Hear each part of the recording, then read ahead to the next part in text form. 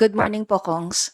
With the impending ruling and warning of the presiding officer of the impeachment court, have the prosecutors discussed or agreed upon certain actions to avoid such violations in the future, like kunyari po, ban on social media posts related to the impeachment? Well, at the moment, ang pagtingin naman po namin, each and every press briefing, ambush, and the social media posts that are being undertaken by House prosecutors and the private prosecutors are within the realm of informing the public, making it understandable to them. Mahalaga po na hindi po ito sasagka doon sa kahalagahan para maunawaan ng publiko yung pang-araw-araw po na takbo ng impeachment trial na mayroon po tayo ngayon.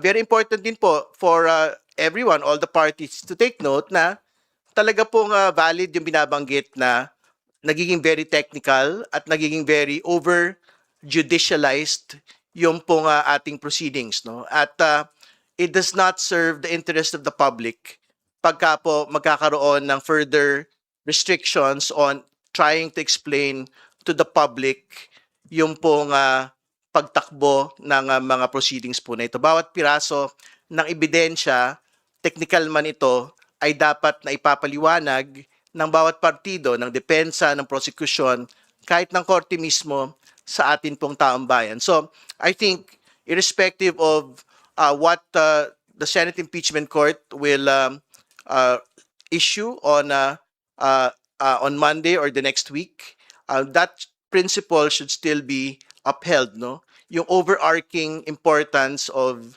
informing the public, una, bakit mahalaga ang paglilitis po na ito?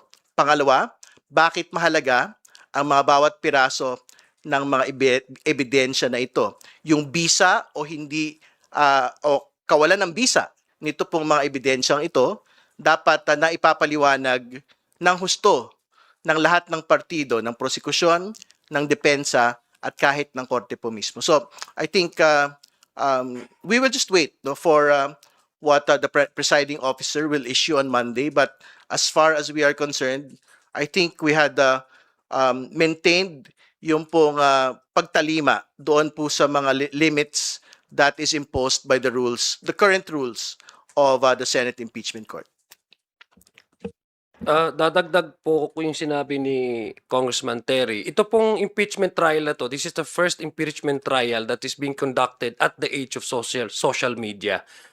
Apart from mga fake news po na nakikita natin, yung mga splice videos, kami po dito sa House Prosecution Panel, kung ano po yung magiging direktiba ng impeachment court, very consistent po ang stand ng House Prosecution Panel. Tatalima po sila, irerespeto po nila at mag-a-adjust po ang House Prosecution Panel in compliance kung ano po yung magiging direktiba ng impeachment court. Ang inaasahan din po ng taong bayan ay hindi lang po dito sa both panels, no, sa prosecution at saka sa defense, pero tumalima din and strictly to also to observe yung Senate rules of impeachment. Mapapansin niyo po sa mga nakaraang weeks, no, may mga senator judges po na nagpo-post din po ng mga splice videos na ito'y nagpapakita na hindi tamang konteksto during the oral arguments, no?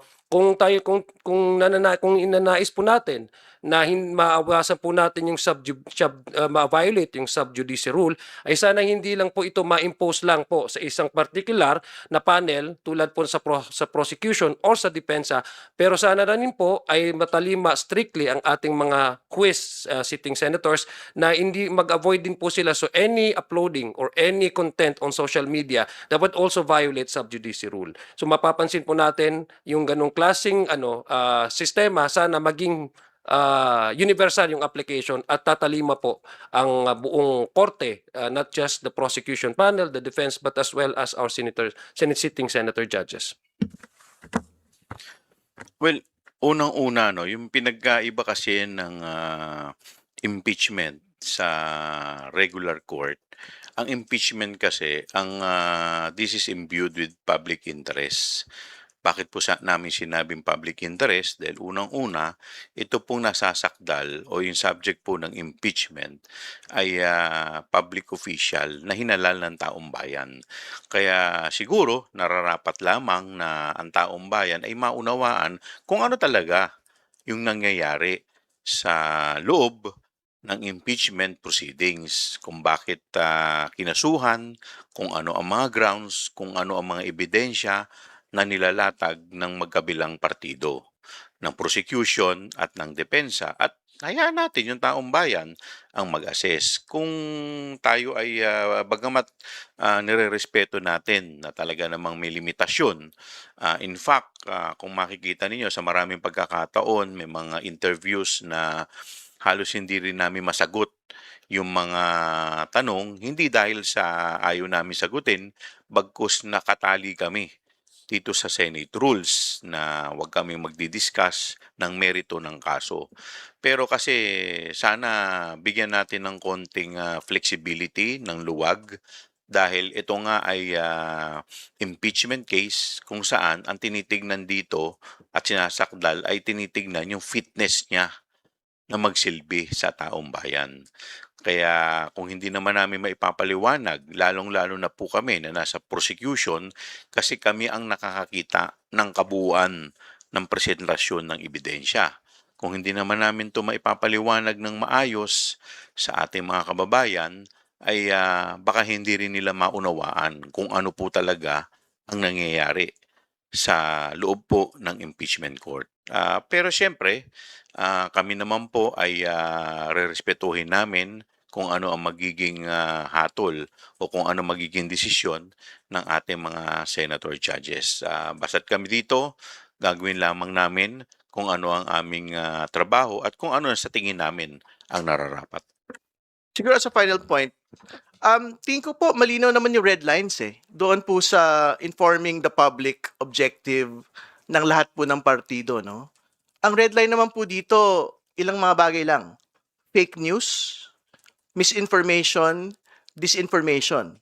Tingin ko po, wala hong problema kung ang gagawin po ng prosekusyon at depensa, ipapaliwanag ho nila yung naging takbo po ng presentasyon ng ebidensya at ano po yung naging pagtingin po nila dito. Di ba? Pero kung halimbawa magdadagdag sila ng mga detalye na hindi naman po talaga nabanggit doon po sa proceedings, yun, tingin ko papasok po sa fake news, disinformation, or misinformation po ito. And I think the point needs to be clear also na sa totoo lang, the further you restrict official communications by the defense, the prosecution, and the court itself, dyan po nagkakaroon ng vacuum for disinformation, misinformation, fake news noong pong mga other malign actors eh.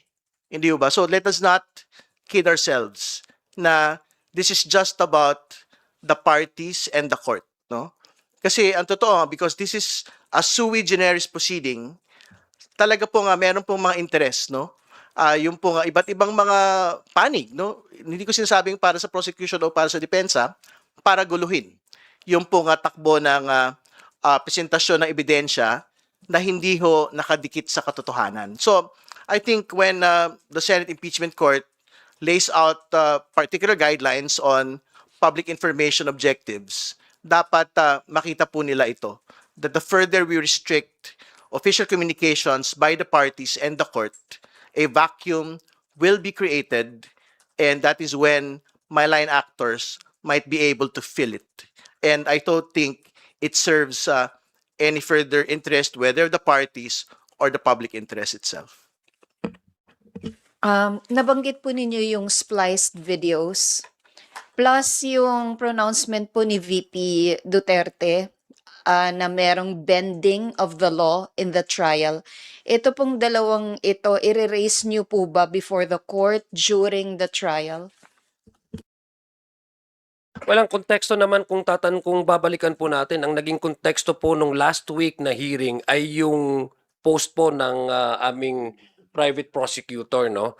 Yung sinasabing ano yung pupwede sa cross-examination no misleading. Ang sinasabi lang po natin dito ay gusto po natin ng kung gusto po natin na stricto yung magiging compliance dun sa sub judice rule, dapat po pagkapantay-pantay yung pagtingin. Comprehensive po dapat po yung ating pagtingin sa lahat po ng dapat nating i-allow at hindi allow. May mga nangyari po prior to that na kung tatanungin po ang taong bayan ay mukhang nagpapakita din ng hindi pagsunod doon sa sub judice rule. Unang-una, ang Vice Presidente, sabi niya may bending of the rule. Ito ay sa aming palagay, ito ay direktibang reference sa integrity at insulto sa integrity ng korte, ng impeachment court. Pero wala po tayong naririnig na kung paano po at least ma-admonish ang defense panel para pagsabihan ng respondent na wag niyang iinsultuhin o wag niyang magbibigay ng any statement that would weaken the integrity of the impeachment court. So kami po naman sa House Prosecution Panel, tumatalima naman po kami, very consistent po yung nagiging response ng ating House Prosecution Panel sa lahat ng direktiba po ng impeachment court ay sinusunod po namin. Ang nag-a-adjust po ang House Prosecution Panel patungkol po sa mga bagong direktiba na nilalabas po ng House Prosecution Panel. Ang aming pong posisyon, kung meron pong directive on this coming Monday, kami po itatalima. Pero I think it's also fair to say na may mga statements and mga splice videos na lumabas which actually contradicts the very principle why the Senate has to maintain its impartiality. And on the part of the Vice President, she has made mention about bending the law which actually opposes the very foundation which the court needs to hold itself, no, the integrity of the court. Kasi para po sa amin, insulto po 'yan at dinidegrade po ang integridad ng ng impeachment court. Well, to answer the question directly, it is something that we may raise, no? Whether during oral arguments, during the in open court, or as a written manifestation. Kasi, again, to be honest with it, totoo naman ho, hindi ba? Mas mabigat ho yung questioning the integrity of the court that had been stated by the Vice President. At yun po ay, syempre, doon po sa mga senator judges, totoo naman ho, may napinsala naman po talagang House Prosecutor, hindi po ba? When a spliced video of him speaking was released. No? So, I think if it's something that the Senate Impeachment Court would really want to undertake, ito pong providing guidelines for how the court, the parties should engage with the public, dapat all of these particular details should be incorporated in the guidelines itself. No? Kasi hindi naman huubra na yung pong reklamo lang po ng depensa, yung pong magiging batayan dito po sa guidelines na ito. Kasi again, going back to the transcript itself, sobrang linaw naman ho nung napanood ho natin, wala hong batayan para magreklamo yung depensa kasi nung sinabi ho yung it is allowed, kinat pa nga niya si Attorney Kapunan eh. Hindi ba? So, paano po yun magiging batayan nito pong reklamo nila on one of our private prosecutors. So, to sum it, kailangan lang po, dapat makita ho lahat ng Senate Impeachment Court, yung po mga instances, nung pong tingin din ho namin, meron pong paglagpas dito po sa bagay po na ito. Sa ngayon, ang nakikita pa lamang po natin ng bending the law ay yung pagliliquidate po nila ng confidential fund. So other than that, wala na po tayong nakikita na bending the law. Sir, just in case ang ruling ng impeachment court ay may violations ang certain prosecutors or members of the prosecution panel, ano po ba yung pwedeng penalties? And pwede bang i-apela yun na wag nang patawan ng parusa?